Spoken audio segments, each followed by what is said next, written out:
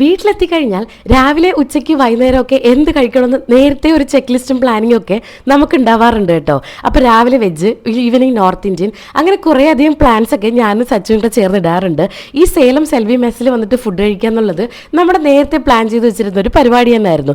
Jewellery shopping ഒക്കെ കഴിഞ്ഞപ്പോൾ ഉണ്ടല്ലോ എല്ലാവർക്കും നല്ല പൊരിഞ്ഞ വിശപ്പായിരുന്നു. ഞാനിവിടെ വന്നാൽ എപ്പോഴും ഓർഡർ ചെയ്യാറുള്ളത് നല്ല മട്ടൻ ബിരിയാണിയാണ് കേട്ടോ. എനിക്ക് ഈ തമിഴ്നാട് ടൈപ്പ് ബിരിയാണി ഭയങ്കര ഇഷ്ടമാണ്. അപ്പോൾ ഇവരുടെ ഇതിന് ഒരു ഓതന്റിക് ടേസ്റ്റ് തന്നെ ഉണ്ട് എന്ന് പറയാം. ഞാൻ ആസ് യൂഷ്വൽ എപ്പോഴത്തെയും പോലെ നല്ല അടിപൊളിയായിട്ട് ഭക്ഷണം കഴിച്ചു. എൻ്റെ വീട്ടിൽ നിന്ന് വളരെ അടുത്താണ് കേട്ടോ ഈ സേലം സെൽവി മെസ്. നാട്ടിൽ വന്നു കഴിഞ്ഞാൽ ഞാൻ മിസ് ചെയ്യാത്തൊരു സ്പോട്ട് ഇവിടെ തന്നെയാണ് കേട്ടോ.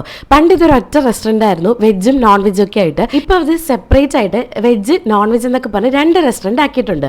പക്ഷെ ആർക്ക് വേണമെങ്കിലും നമുക്ക് ഈസി ആയിട്ട് ഓപ്റ്റ് ചെയ്യാമല്ലോ. അതാവുമ്പോൾ ഇതിന്റെ പാർക്കിംഗ് വരുന്നത് ഈ 2 റെസ്റ്റോറന്റ് നടുക്കായിട്ടാണ്.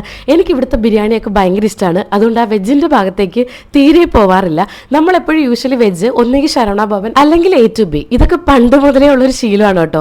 വീട്ടുകാർ അങ്ങനെ യൂസ്ഡായി, നമ്മളും അതേപോലെ പോകുന്നു എന്ന് വേണമെങ്കിൽ പറയാം. അങ്ങനെ ഫുഡൊക്കെ കഴിച്ചിറങ്ങി നല്ലപോലെ ക്ഷീണിച്ചിട്ടുണ്ടായിരുന്നു കേട്ടോ.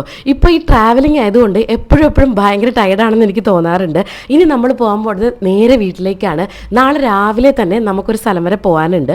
അപ്പോൾ അതിനായിട്ട് വേണ്ടിയിട്ടുള്ള പ്രിപ്പറേഷനും കാര്യങ്ങളും പാക്കിങ്ങും ഒക്കെ ചെയ്യണം കേട്ടോ. അതുകൊണ്ട് മമ്മി ഓടി പോണതുണ്ട്. മമ്മിക്കാണ് ഏറ്റവും കൂടുതൽ പ്ലാൻഡ് ആയിട്ടുള്ള ഒരു പാക്കിംഗ് ഒക്കെ ഉള്ളത്.